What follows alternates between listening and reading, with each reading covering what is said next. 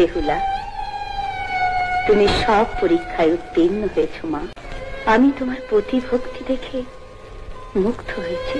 হয়তোবা তোমার জন্য এই স্বর্গ সভার অভিশাপ থেকে মুক্ত হয়েছে।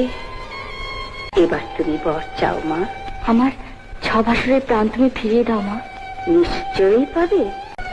ধন্বন্তরী শঙ্কুর গারুরি, তোমার শ্বশুর যদি আমাকে পুজো দেন, সেও প্রাণ ফিরে পাবে। আমাদের সপ্ততরী এই মুহূর্তে জলের ওপরে ভেসে উঠবে। জয়